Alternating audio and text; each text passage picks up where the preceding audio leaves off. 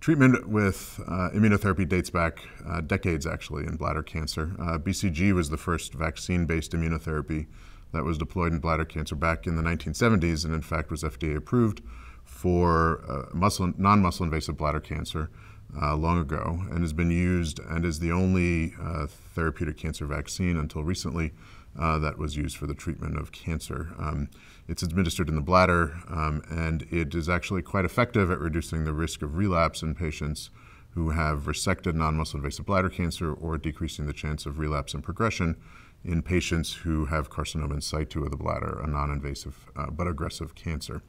There really had been a therapeutic stagnation for many years without any improvements on non-muscle invasive bladder cancer treatment or with immunotherapy for advanced disease until about 10 years ago. A trial was done in muscle invasive bladder cancer looking at the anti-CTLA-4 antibody ipilimumab as a single agent in pre-cystectomy patients, and showed that in fact you can generate an immune response, lead to T-cell infiltration of immune cells into the tumor.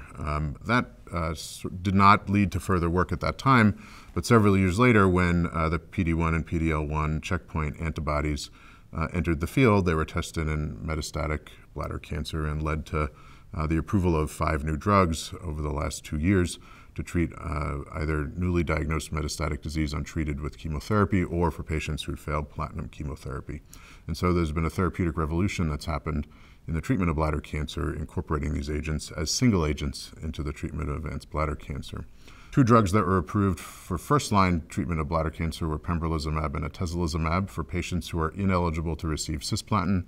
Cisplatin ineligibility is related to renal function, poor performance status, hearing loss, and inability to tolerate the fluid load of cisplatin.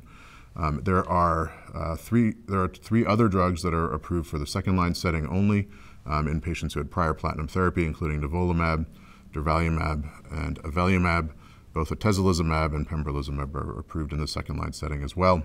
There are multiple drugs that are being tested in combination with these agents or independently as immunotherapies for advanced urothelial cancer, and now they're starting to move into the non-muscle invasive arena with multiple trials testing single-agent checkpoint blockade or combinations of novel approaches with checkpoint blockade in patients who have high-risk non-muscle invasive bladder cancer. Those trials haven't read out yet, and they're currently ongoing and actively accruing patients, both industry-sponsored trials as well as cooperative group trials.